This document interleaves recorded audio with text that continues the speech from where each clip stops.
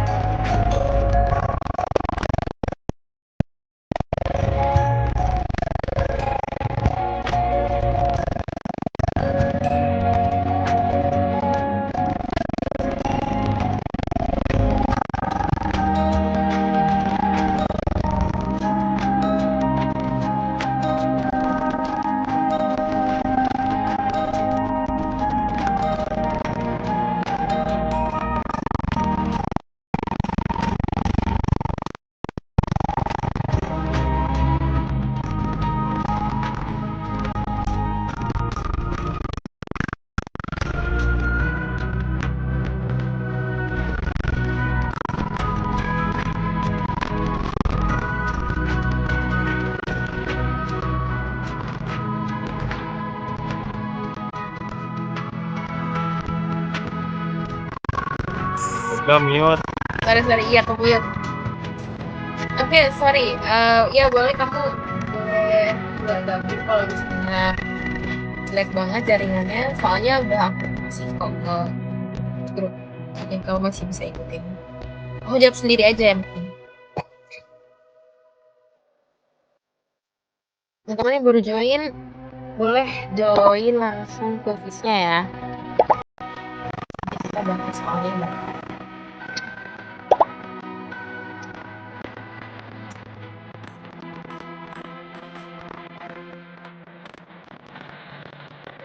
Lihat file yang aku kirim di WA. Ini soalnya posisinya aku pakai AI gitu, jadi aku tinggal transfer filenya gitu. Jadi lumayan berantakan guys. Jadi aku kasih aja filenya, hasilnya ke kalian buat dibaca lagi.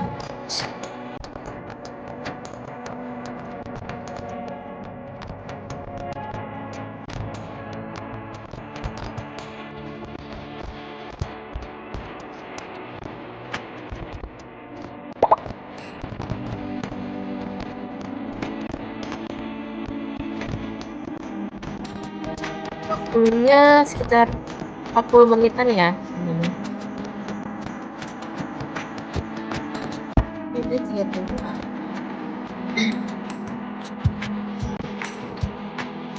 Yang lainnya kemana ini?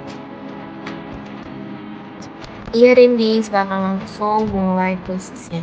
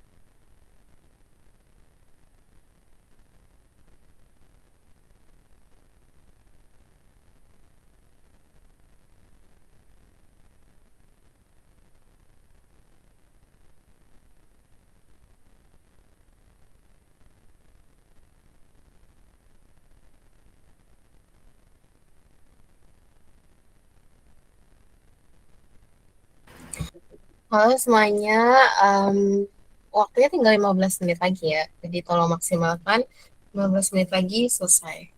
Makasih.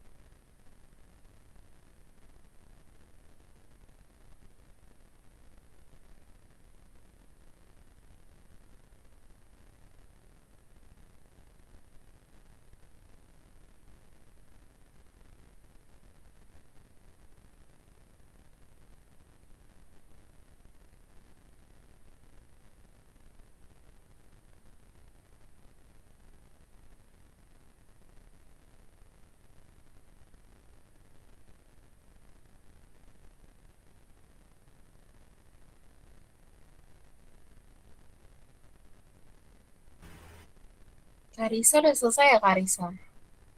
Anak Karisa. Sudah, Kak. Yang lain gimana? Apa masih ngerjain? Dava masih ngerjain ya Dava? Ini kenapa pada keluaran deh? Tiga nomor lagi. Oke, berarti sampai 19.05 aja ya. Yang lain gimana nih? Udah selesai apa belum?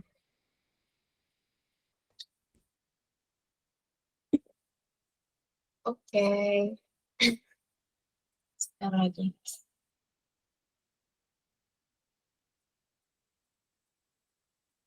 Ini belum. Oke.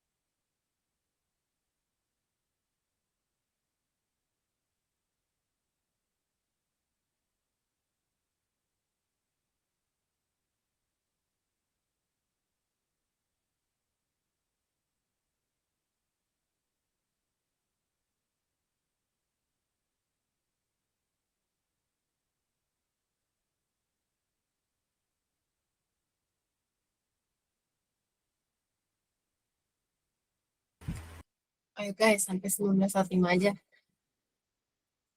Kita diburu waktu. Nanti santai jam 8 ya kita kelasnya. Ayo, ayo, tinggal 1 menit lagi.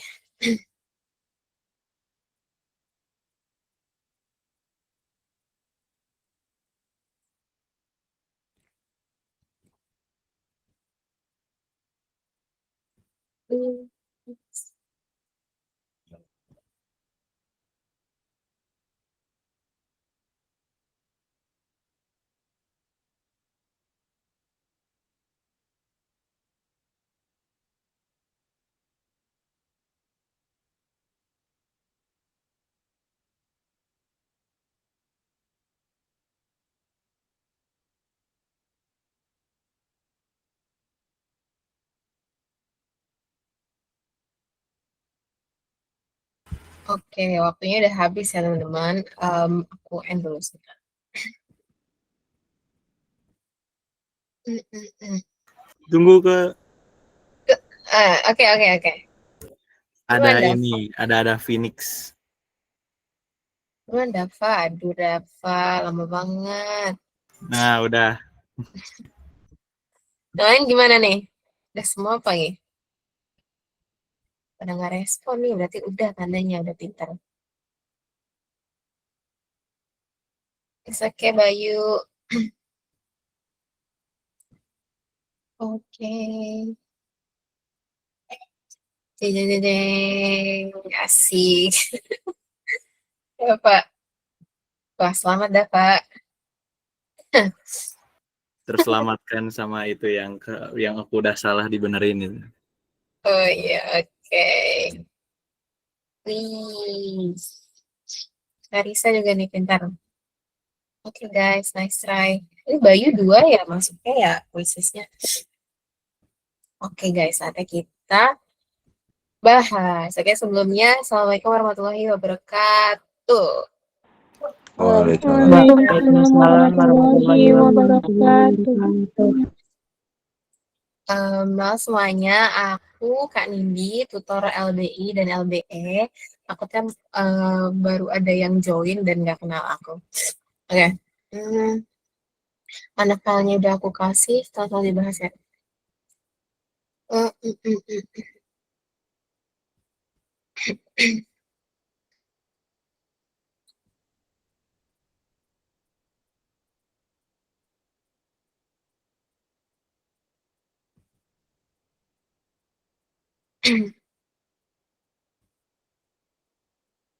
Oops, saya sebentar.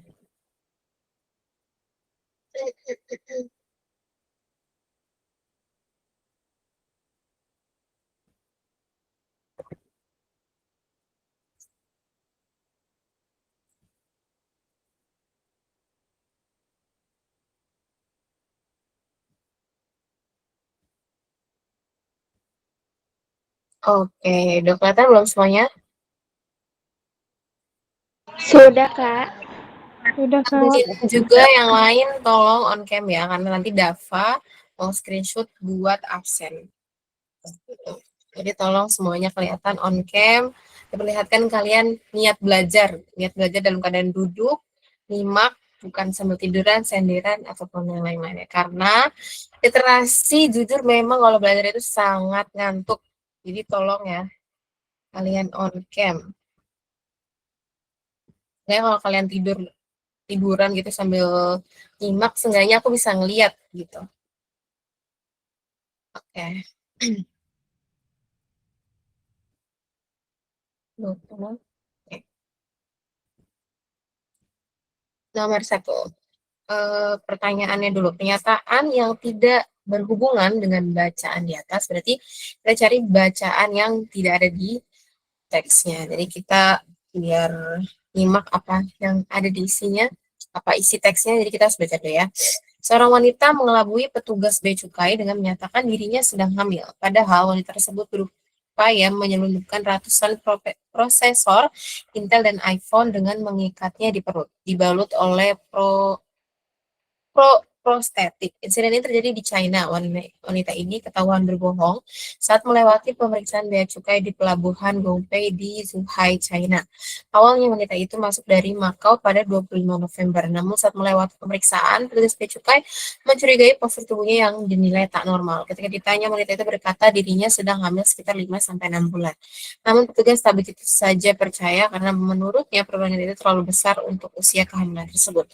Dalam skenario normal, agak kurang etis memang untuk mengamati penampilan wanita hamil. Namun ketika petugas bea cukai memakai mesin inspeksi, wanita itu ketahuan tidak benar-benar sedang hamil. Ia justru menggunakan alat prostetik di tubuhnya, yaitu alat yang menyerupai anggota tubuh. Dalam kasus ini, wanita itu memakai alat prostetik berbahan silikon untuk membalut dan menyembunyikan 202 prosesor Intel serta sambilan iPhone.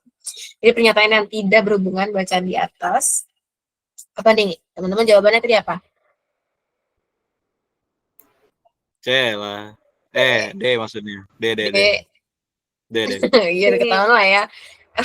Ngapain petugas bea cukai pakai prostetik perut? Iya, Nggak logis. jelas banget. Udah jelas banget. Gampang ya.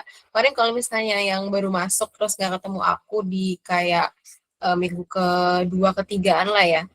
Atau pertemuan pertama kayaknya ya. Nggak tahu ya. Pokoknya aku bahas literasi bahasa Indonesia yang ada matematikanya, yang ada ekonominya, yang aduh yang rumit deh ini. Tapi aku kasih soal yang gampang-gampang dulu. Gitu. Terus nomor 2, kalimat yang bersifat non formal. Ini sebenarnya TPU PBM sih. Tapi biasanya ada guys bahasa Indonesia nyelundup soal seperti ini. Nomor 2 apa nih teman-teman? Kalimat yang bersifat non formal. Kalimat yang enggak baku. Yang A. Kalimat 5. Namun saat melewati pemeriksaan, petugas bea cukai mencurigai postur tubuhnya yang dinilai tak normal. Yang mana tuh? Yang non formal. Di jawabannya sih tadi 5 kalau nggak salah. Kalimat 5. Tapi di sebelah mananya sih, Kak? Pilihannya cuma 2. Itu? Cuma 5 atau 6. Ah iya tah. Oh. Iya, nggak ada 7, 8, 9. Jangan terkecoh guys. Nah, coba ya dibaca lagi coba kalimat mana yang non formal. Ayo dibaca lagi. Sorry guys, soalnya aku tuh puisi saya tuh dia pakai AI, jadi agak nggak jelas sih. Coba dilihat lagi kalimat 7. Kalimat 8 kan? Kalimat 8 nggak 8 sih, juga. Kak? Kenapa tuh 8? Agak kurang etis. Iya, betul. Agak kurang etis. Itu bukan kalimat baku ya, jadi itu termasuk yang non formal. Dalam skenario normal agak kurang etis. Itu nggak formal ya guys, jadi salah. Jadi yang jawabannya benar adalah kalimat nomor 8 atau D. Oke, inti bacaan di atas. Kemarin kita sempat kayaknya ya belajar bahasa Inggris deh. Ini sama aja sebenarnya bahasa Inggris dan bahasa Indonesia. Beda bahasanya doang, tapi untuk mencari inti bacaannya juga sama aja. Mana nomor 3? Yang lain. Kalau yang ini nomor 3 opsinya semuanya kelihatan kan? Kelihatan. Apa guys jawabannya? Aku tadi A. A. Ini bacaan.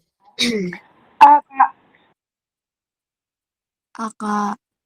Yang namanya inti ya, mari kita juga belajar bahasa Inggris. Kalau inti itu harus kayak intinya enggak, maksudnya dalam satu kalimat itu enggak mengkerucut ke suatu hal aja, tapi lebih ke meluas.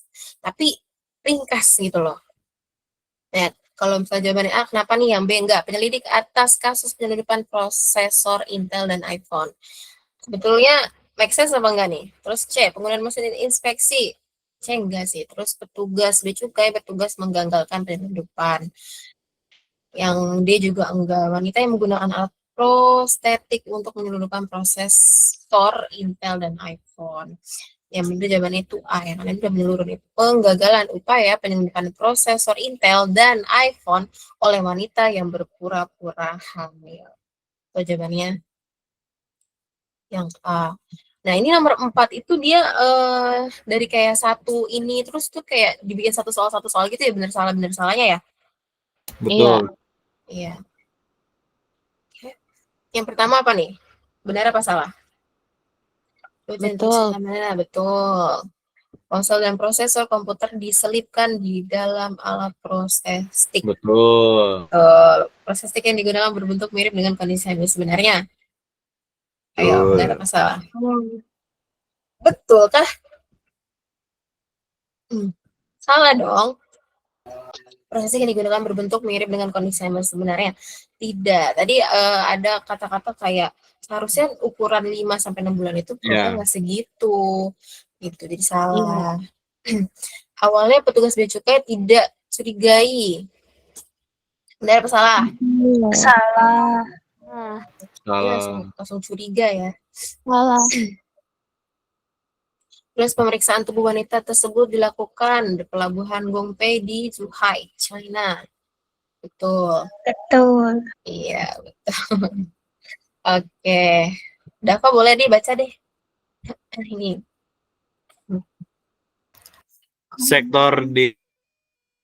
Sektor digitalisasi perlu diadaptasi oleh semua sektor demi menjaga kinerja dan kelangsungan usaha. Hal itu termasuk yang dilakukan pemerintah di sektor kelautan dan pelayaran.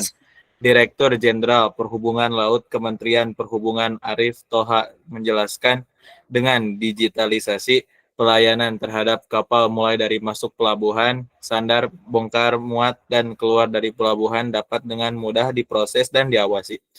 Digitalisasi merupakan cara paling efektif untuk meningkatkan pelayanan, menjawab tantangan bisnis maritim secara global, mendukung kelestarian lingkungan melalui kegiatan operasional yang bersih dan efisien.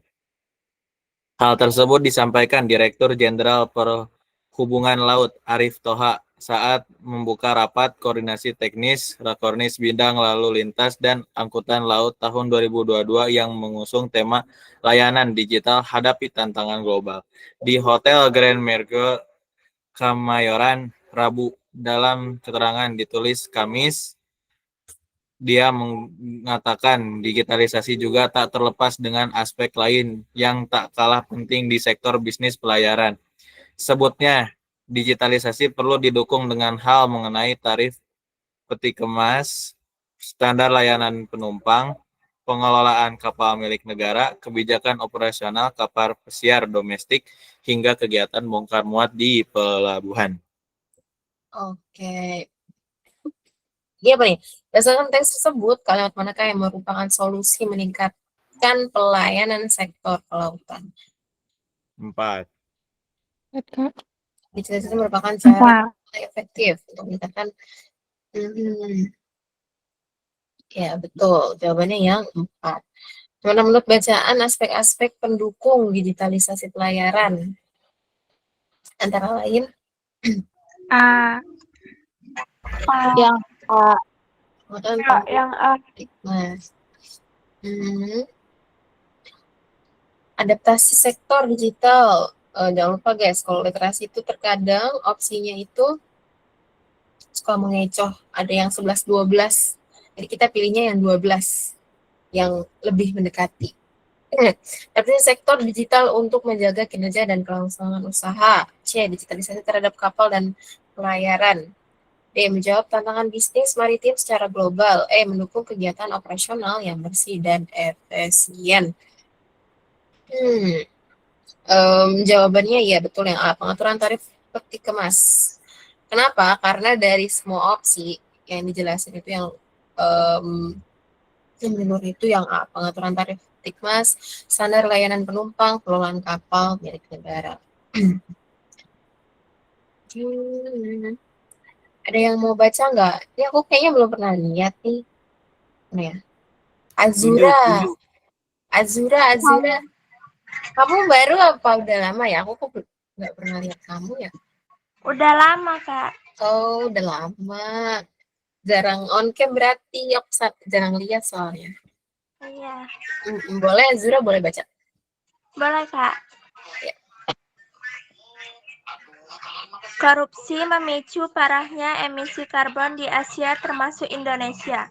Hasil sebuah penelitian baru mengungkapkan bahwa korupsi yang meluas telah menghalangi negara-negara Asia untuk secara efektif menerapkan langkah-langkah untuk mengurangi emisi karbon dioksida atau CO2, zat yang diketahui berkontribusi terhadap pemanasan global.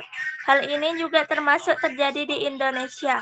Menurut Center for Global Development, sebuah lembaga think tank yang berbasis di London dan Washington, negara-negara berkembang kini bertanggung jawab atas 63% emisi karbon tahunan. Industri kekuasaan dan kekayaan yang telah lama dimonopoli oleh segelintir negara maju, kini berkembang pesat di negara-negara berkembang, kata mereka. Peningkatan emisi karbon merupakan konsekuensi dari pertumbuhan ekonomi di negara-negara berkembang di Asia yang juga tampaknya memiliki risiko yang lebih besar dibandingkan wilayah lain dari dampak perubahan iklim. Karena alasan sosial, geografis, dan ekonomi, kata para peneliti. Dalam studi tersebut, para peneliti menunjukkan bahwa sehubungan dengan pengurangan emisi karbon, korupsi merupakan faktor yang memprihatinkan. Jika korupsi meningkat 1%, emisi karbon juga akan meningkat 0,19%, kata studi tersebut. Laporan peneliti ini telah diterbitkan dalam jurnal Utilities Policy edisi Desember 2022. Penelitian ini menilai data antara tahun 1960 dan 2020 dari 47 negara di Asia termasuk Indonesia, Bangladesh, Kamboja, India, Malaysia, Maladewa, Myanmar, dan Nepal. Oke, terima kasih Azura. Sama-sama, Kak. Menurut bacaan, bagaimana hubungan antara korupsi dengan peningkatan emisi karbon? Jawabannya apa nih? Di paragraf mana? Ini paragrafnya masih dikit-dikit ya, langsung kelihatan nih. Ya, jawabannya di paragraf berapa, guys?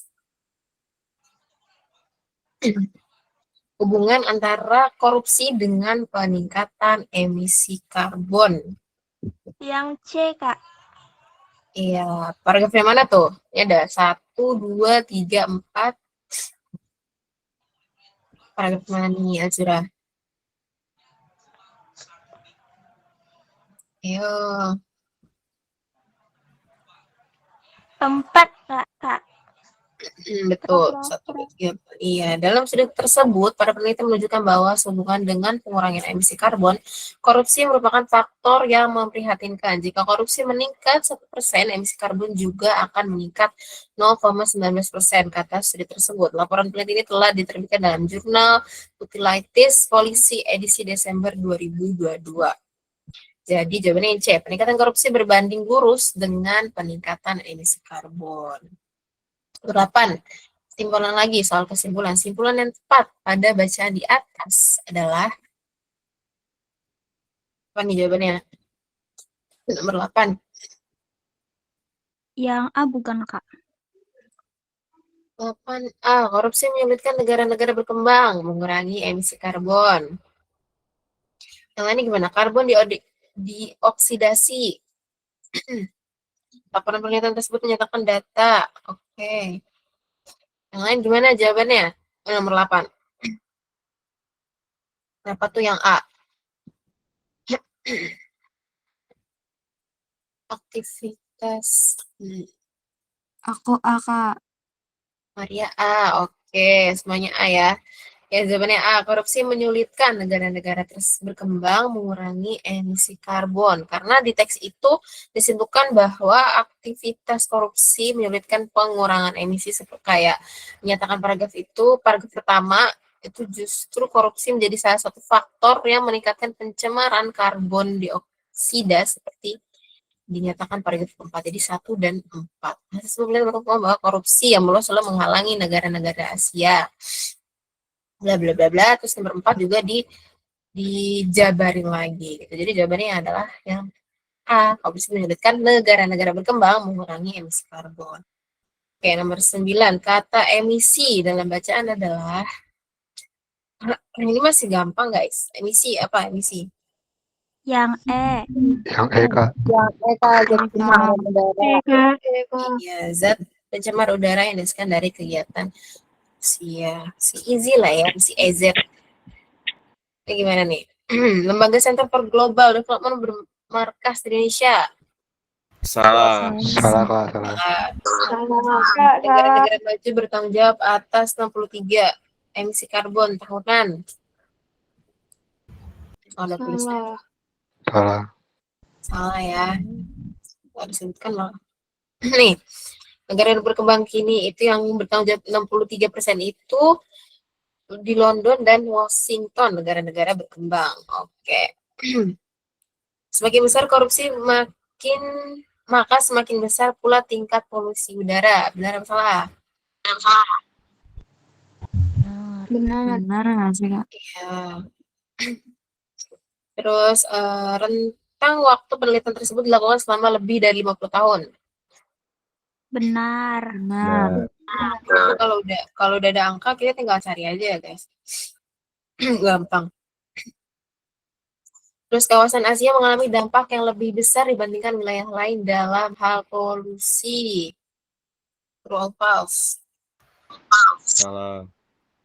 Tuh, kok salah? Siapa yang sebut salah tadi? Mana-mana, siapa yang bilang salah? Kenapa bilang Benar, salah? Kak. Iya, betul. Sebenarnya betul ya. Nih, penelitian ini menilai data antara tahun 1960 dan 2020 dari 47 negara termasuk Indonesia. Disebutkan bahwa negara Asia itu menyumbang polusi paling banyak daripada yang lain. Itu. Ya. Siapa yang mau baca? Ini Firzana boleh dibaca, Firzana. Ya, Kak. Internet 5G vs 4G di Indonesia segini beda kecepatannya. Jaringan internet generasi kelima atau 5G di Indonesia hadir sejak pertengahan 2021 lalu. Meski penetrasinya masih rendah, operator seluler di tanah air kian memperluas cakupan jaringan 5G ini. 5G digadang sebagai jaringan internet dan jaringan internet berkecepatan tinggi untuk masa depan. Pemanfaatan 5G tidak sekedar internetan, tetapi juga digunakan di berbagai sektor, seperti misalnya mobil autonomous. Riset terbaru OpenSignal menunjukkan bahwa di Indonesia, 4G masih memiliki keunggulan dibanding Wi-Fi, baik Wi-Fi publik maupun swasta. Namun, 5G memberikan pengalaman yang jauh lebih baik dibandingkan 4G atau Wi-Fi, kata Hardik Hatri, analisis OpenSignal dikutip Kompas Tekno dari situs resmi OpenSignal Rabu 7 Desember 2022. Jika dibandingkan dengan 4G, persebaran 5G di Indonesia masih kecil, namun kecepatannya jauh lebih tinggi dibandingkan 4G. Menurut lembaga riset OpenSignal, kecepatan unduh download rata-rata jaringan 5G di Indonesia mencapai 54,6 Mbps, 3 kali lebih cepat dibanding 4G. Pasalnya rata-rata kecepatan unduh yang ditawarkan 4G di Indonesia adalah 17 Mbps. Sementara Wi-Fi adalah 14,6 Mbps. Angka tersebut berasal dari data yang dihimpun pada 1 Agustus sampai 29 Oktober 2022 di Indonesia. Laporan OpenSignal menunjukkan jaringan 5G unggul jauh dalam kecepatan unggah upload dibanding 4G maupun Wi-Fi. Rata-rata kecepatan upload 5G adalah 19,6 Mbps. Angka ini 2,5 kali lebih cepat dari 4G dan 3,1 kali lebih cepat dibandingkan Wi-Fi. Kecepatan upload rata-rata 4G di Indonesia adalah 7,7 Mbps, sementara kecepatan upload melalui jaringan Wi-Fi rata-rata 6,3 Mbps. Sudah, Kak. Oke, berdasarkan informasi teks tersebut diketahui bahwa ini sama kayak tadi ya. Apa namanya kesimpulannya apa? Ini jangan kecoh nih. Opsinya kita gunain eliminasi, tapi kadang opsinya itu 11-12. Ya carilah yang paling benar. Jawaban tadi di kuisis itu nggak selalu benar ya guys, karena itu ada error-errornya sedikit. Gimana nomor 11? Yang B, Kak. Nomor 11. Yang B, teknologi 5G dapat dimanfaatkan untuk teknologi kendaraan nirawak.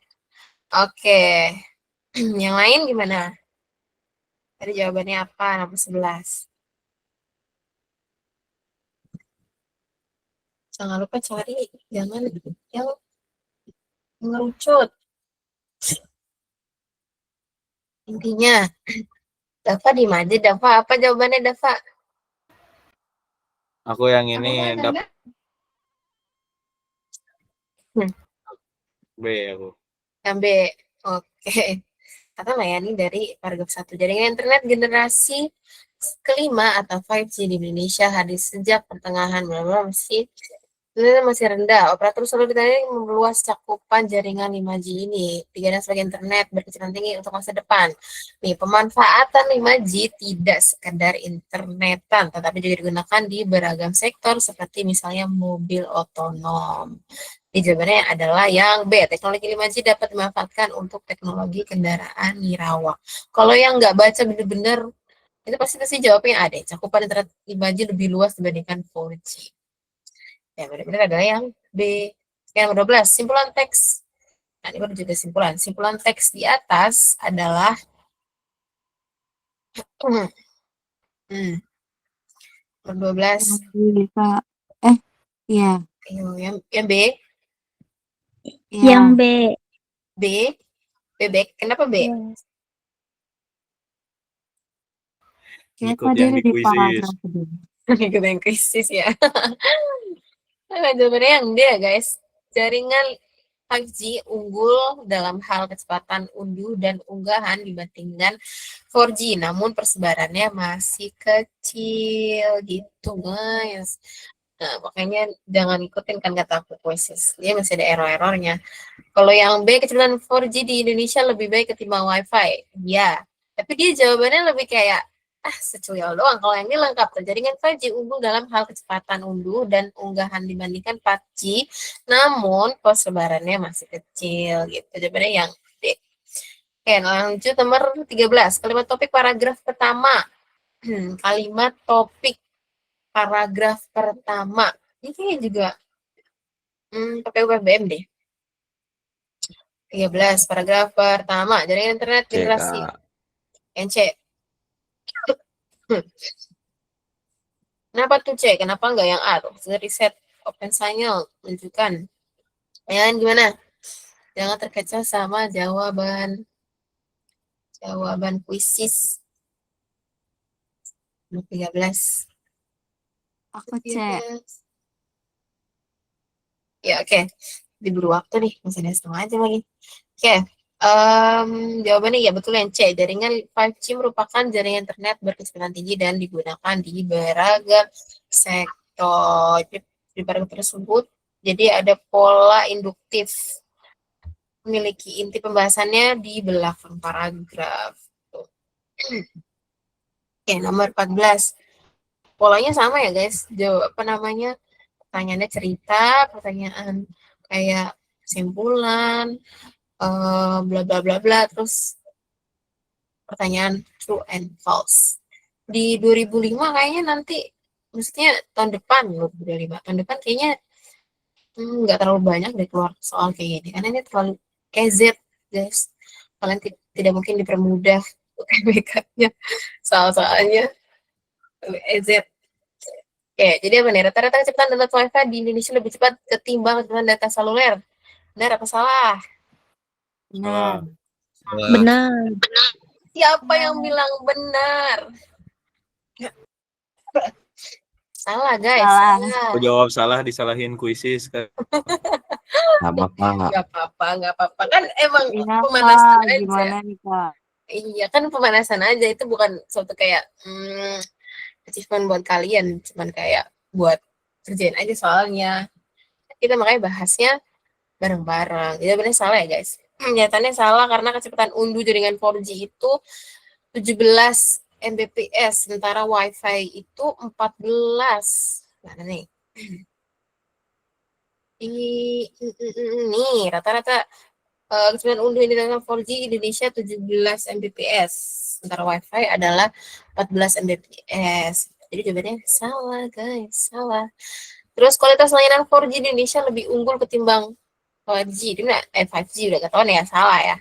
Karena yang lebih unggul itu 5G. Oke, penelitian Open Signal dilakukan berdasarkan data 1 Agustus sampai 29 Oktober 2022. Benar. Oke, penggunaan jaringan 5G membuka kesempatan pengembangan teknologi lain. Apa tadi? Yang nomor ini nih. 11. Yes, nirawak. Iya, Betul. betul. Terus persahabatan layanan 5G memiliki cakupan terbatas di Indonesia. Emang iya? Betul. Betul. Betul, Betul. betul. Iya, betul. Maria senyum-senyum aja boleh deh, Maria baca deh, Maria.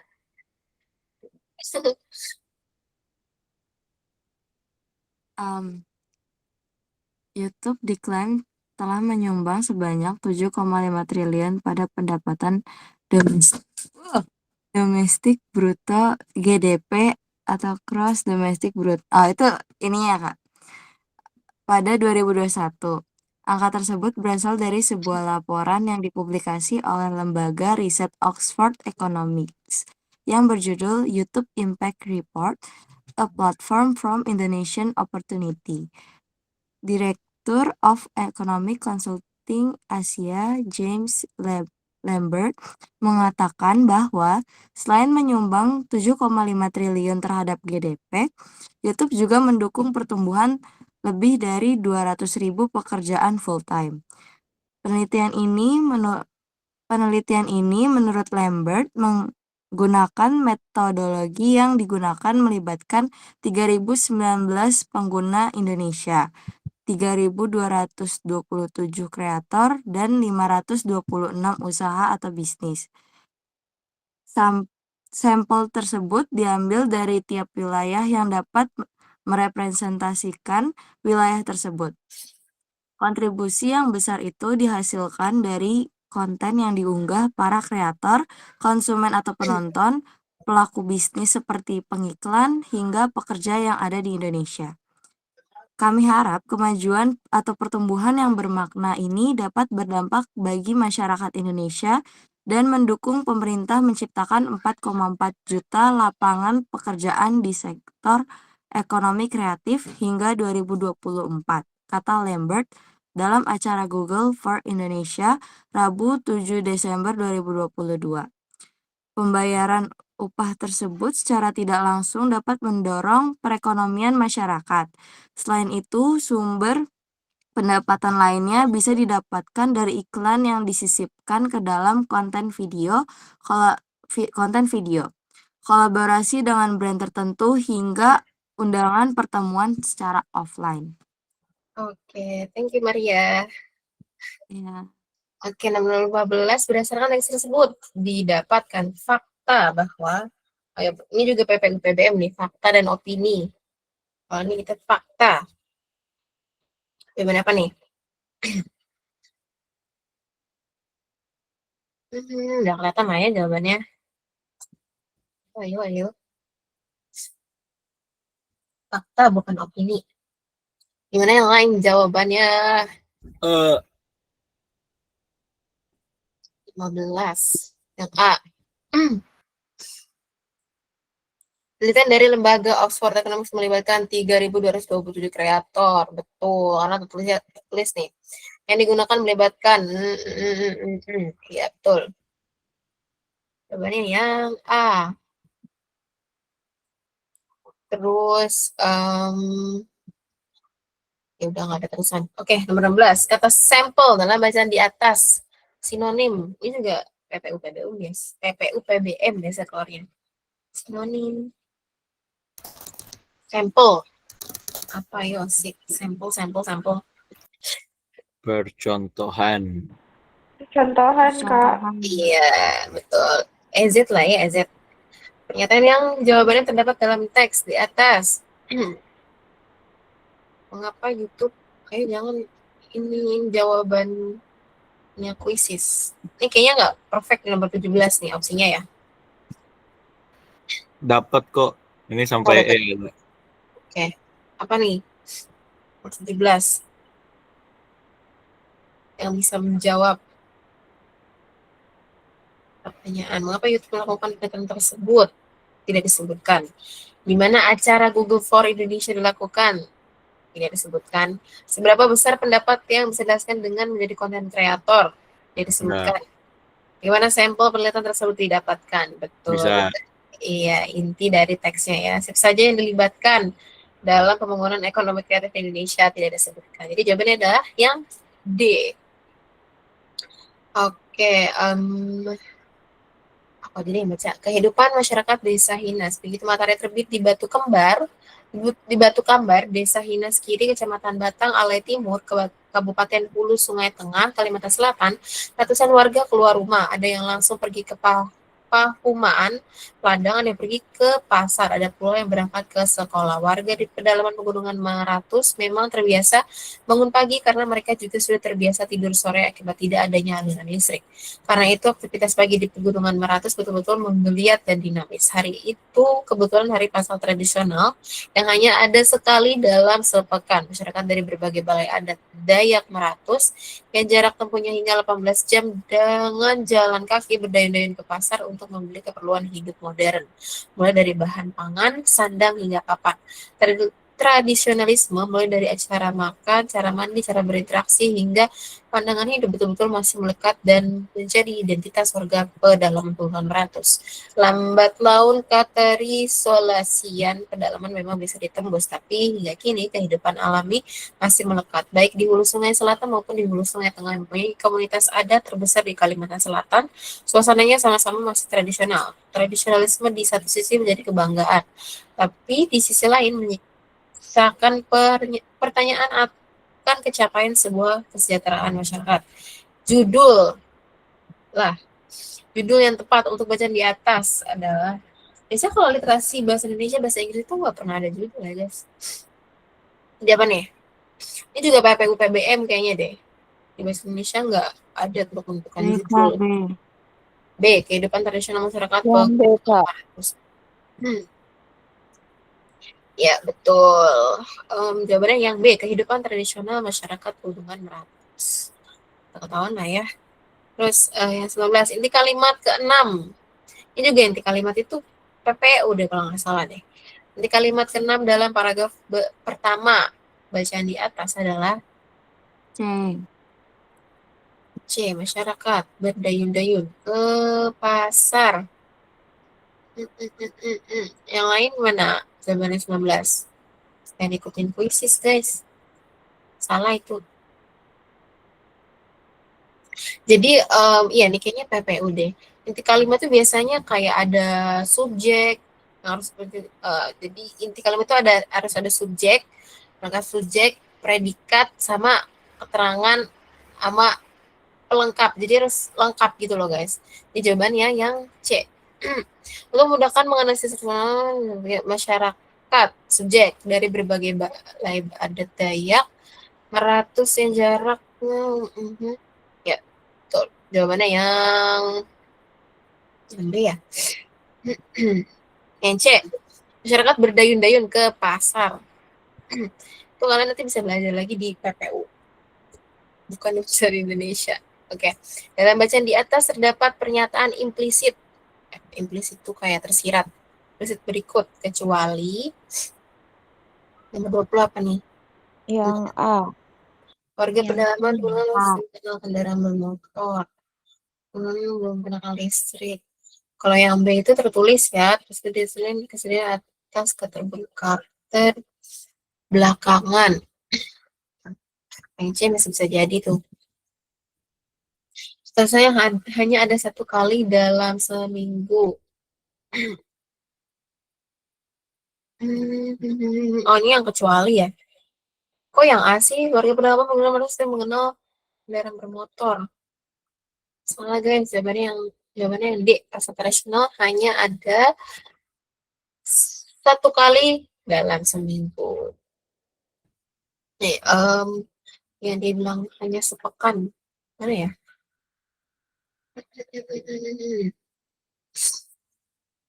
Nih, nomor yang 4.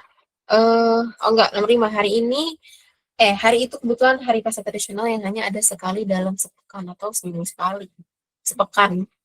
Iya, 1 kali dalam seminggu. Oke, ini yang true or false. Akibat aktivitas masyarakat dimulai sebelum matahari terbit. Belum salah. Betul. Tadi apa tuh? Iya, betul. Karena dia bangunnya pagi ya. Terus ketidakhadiran aliran listrik mempengaruhi pola kehidupan masyarakat desa. Betul ya. Betul. Terus tradisi masih dipegang erat masyarakat dalam beragam aspek kehidupan. Betul apa salah? Tuh. Betul. Pasar tradisional buka selama 18 jam dalam sepekan. Salah. Salah. Iya. Salah. Masa pasar buka 18 jam? Pasar aja dari pagi buka jam 4 pagi, jam 9 udah nggak ada, udah habis 18 jam. That make sense. Pasar tradisional dibanjiri tidak hanya masyarakat sekitar, namun dari berbagai wilayah yang jauh. Benar atau salah? Betul. Betul. Betul. Betul. Oke, ini nih cuma 2 paragraf. Ya ampun, EZ. Astaga, udah dijawabannya ya? Iya, bonus. Udah jawab. Itu 2 aja, tapi dapat. New York dan Singapura ditetapkan sebagai kota termahal di dunia berdasarkan survei tahunan Economist Intelligence Unit. Ini adalah pertama kalinya New York menduduki peringkat teratas. Kota Tel Aviv yang tahun lalu berada di posisi teratas kini menempati posisi ketiga. Secara keseluruhan, biaya hidup rata-rata di kota terbesar dunia naik 8,1% tahun ini, menurut laporan survei EIU. Inflasi sangat tinggi di Istanbul dengan harga naik 86%, disusul Buenos Aires 64% dan Teheran 57%.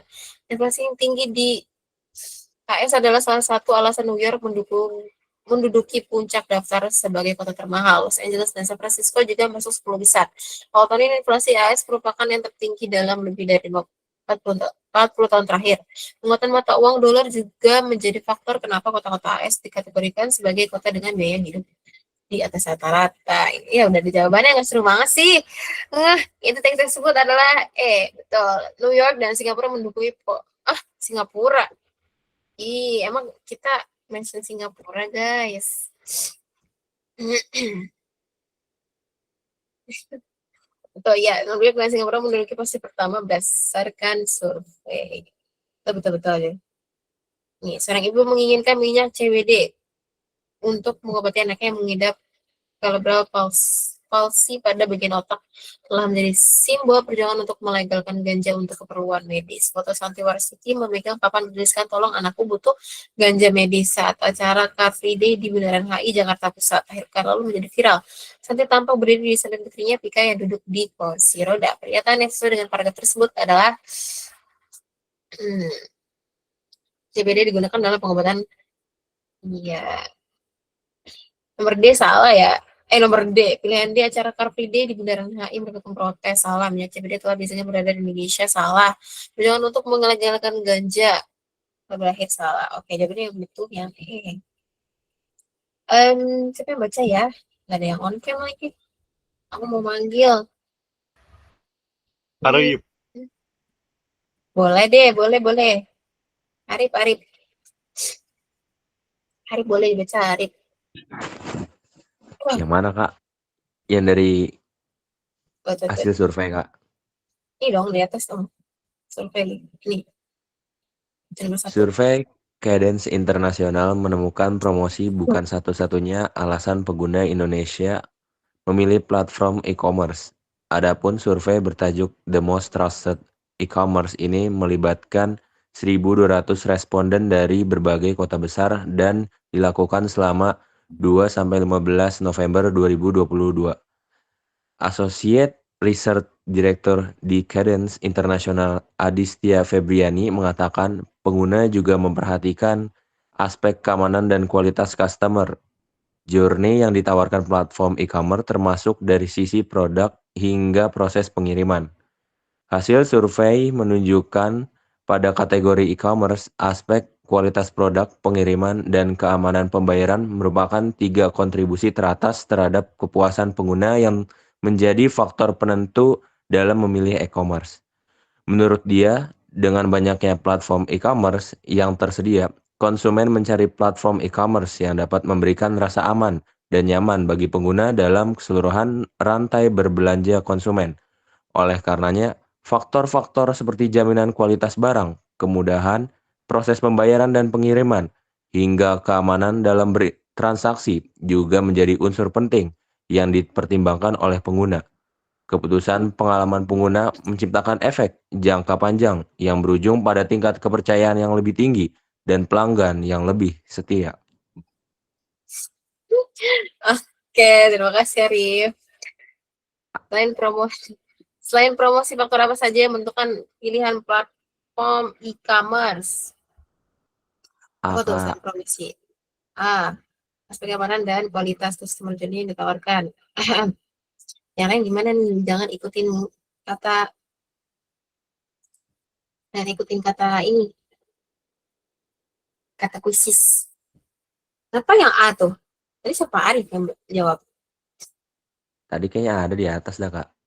Faktor yang menentukan pilihan e-commerce. Pasti ada dong di atas. Dava apa jawabannya, Dava? Masuk atas produk, pengiriman, dan keamanan pembayaran. Betul, jawabannya yang E, guys. Dan yang A, iya betul. Jawabannya yang E. Arif salah, Arif. Jawabannya yang E.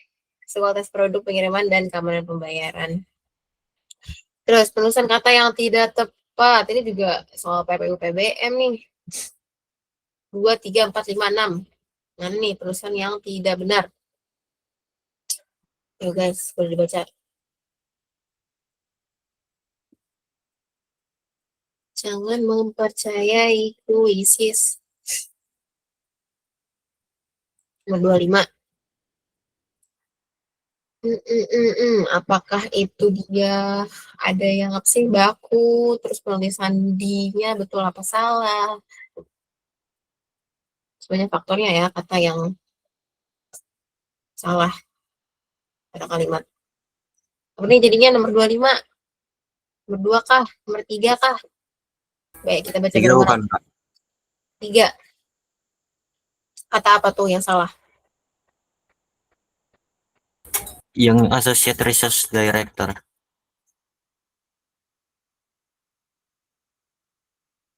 Ini. Tapi kan ini miring. Bahasa Inggris. Yang 2 gak sih, Kak? Nomor 2. Apa tuh? Kata apa yang salah?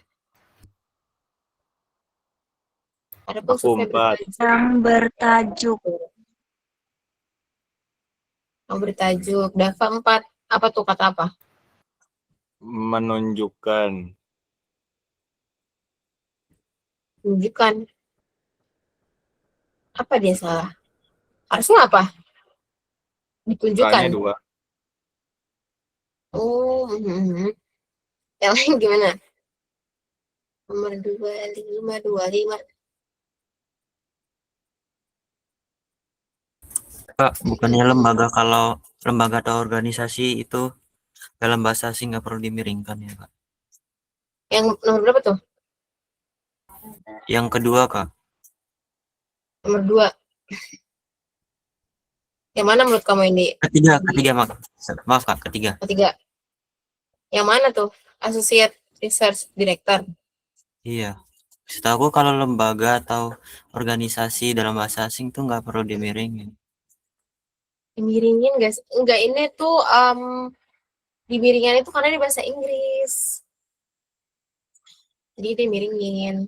Associate Research Director gitu. Ya nih, ini juga Customer Journey. Ini kan bahasa Inggris. Makanya dia dimiringin karena dia bahasa Inggris. Begindang. Mana yang lain? Kita sambil belajar PPU PBM juga. Yang lain. Apakah 5? Kayaknya 6. Oleh karenanya tuh harusnya oleh karena itu bukan? Oleh karenanya faktor-faktor seperti gak ada yang salah sih. Gak ada yang salah oleh karenanya. Karena ini kalimat sambung. Gak ada yang salah kok. Yang 3. Yang mana tuh Navia? Apa yang salah nomor 3? Apakah betul tadi kata Michael? Apakah emang nggak dimiringkan? 4 nggak sih? Titik.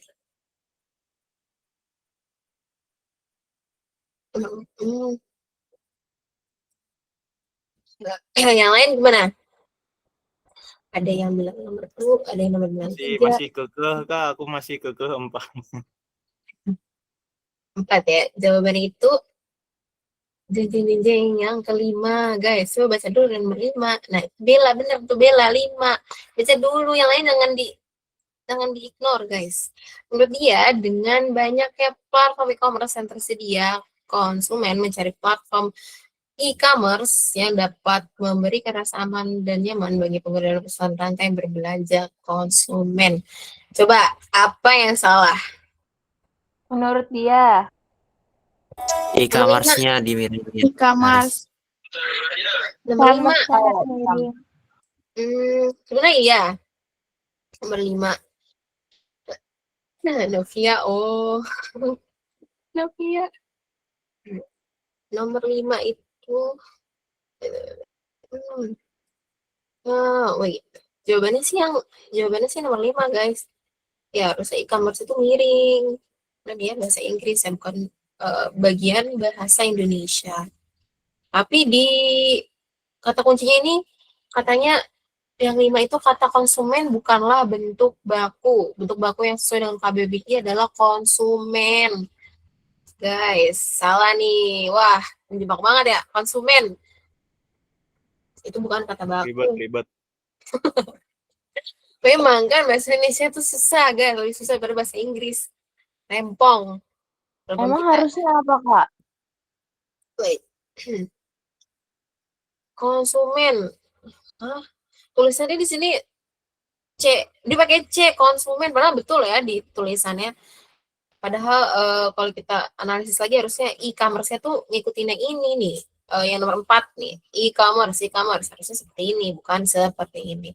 Tapi di kata kuncinya itu dia katanya konsumen salah. Padahal benar ya, tulisannya pakai K bukan pakai C. Dan sebenarnya nomor 5 itu yang salah itu di ini. E-commerce.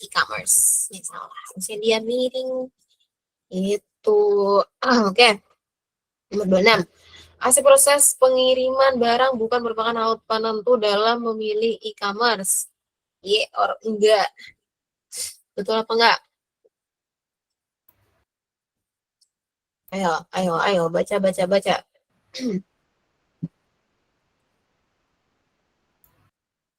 Salah apa benar, guys? Salah. G. Salah. Betul. Salah. Betul. Salah. Sebenarnya salah.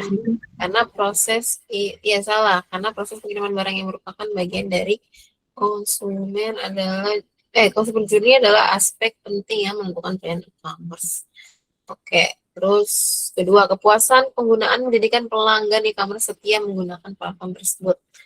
Ya apa enggak? Udah kelihatan lah jawabannya ya. Benar. Lihat dari Benar. teksnya. Iya. Lebih dari Benar. 1.000, ya betul-betul. Lebih dari 1.000 responden mengikuti survei bertajuk The Most Trusted E-Commerce.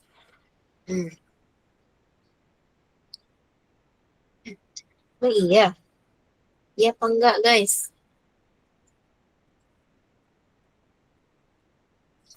No. Loh, iya salah. The most trusted. Oh iya, the most trusted. Salah.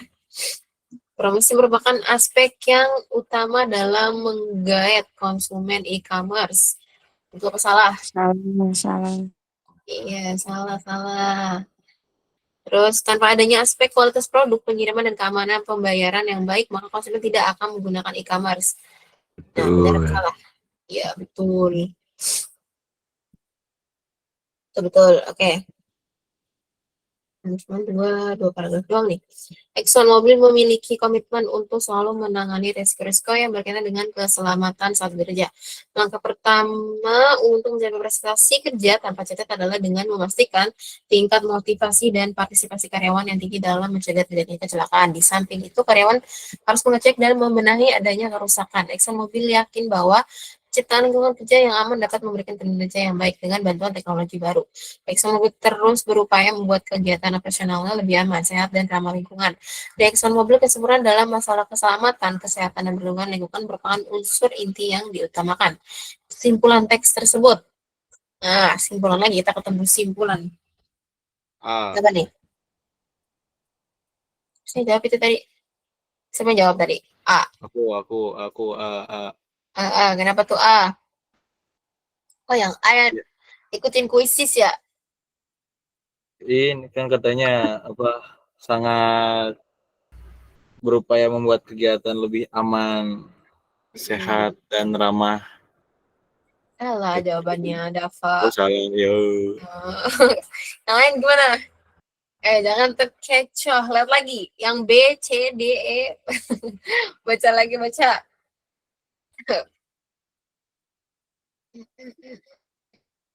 Kesimpulan. Kita menyimpulkan emang sangat tricky ya, guys. Karena kita kayak harus pintar-pintar nyarinya. Yang lain gimana nih? Jangan ikutin kuisis. Kuisis sesat. Kuisis jawabannya apa ya? Yang C kah? Coba jawab. Yang C, berdasarkan lingkungan kerja yang aman akan menghasilkan kinerja yang baik.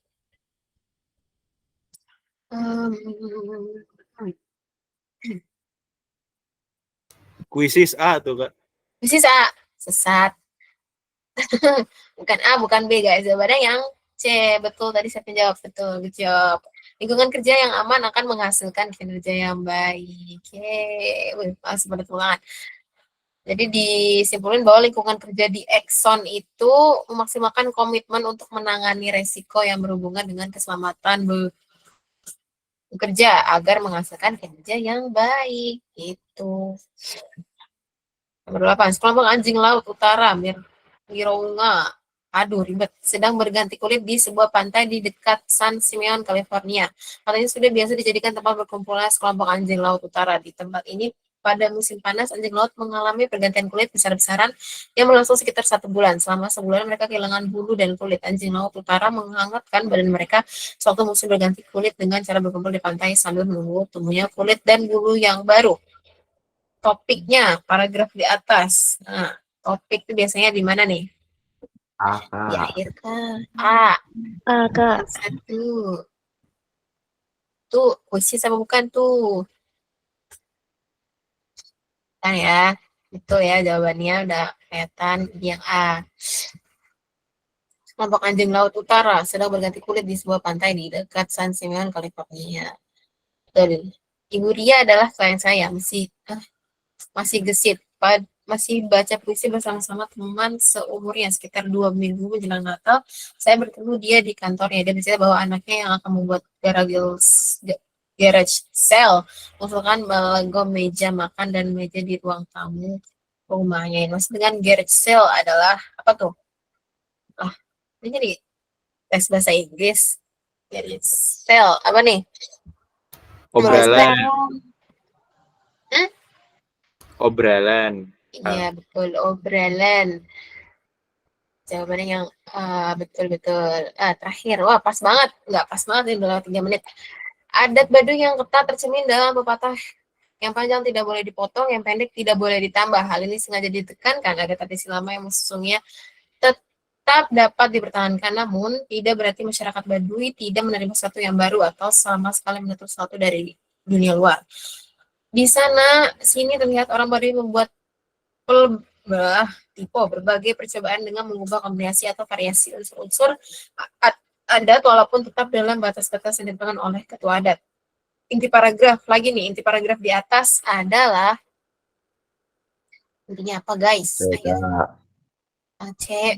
Yang C, Kak. Yang A, adat Baduy menekankan kemudian tradisi lama sehingga sedapat mungkin mereka menolak. Nggak salah. Adat Baduy berkembang dengan inovasi unsur-unsur adat dan buka diri terhadap campuran tangan dari dunia luar. Kenapa ya nggak B? Yang B nih. Terus adat Baduy mempertahankan tradisi dan mengembangkan dengan berbagai percobaan atas variasi unsur-unsur adat. Sama juga intinya kayak yang B. Adat Baduy telah mengubah tradisi lama. Salah. Adat Baduy mengikuti batas-batas yang ditetapkan oleh ketua adat yang menekan kesederhanaan. Yang lain gimana jawabannya nih? Antara B dan C nih.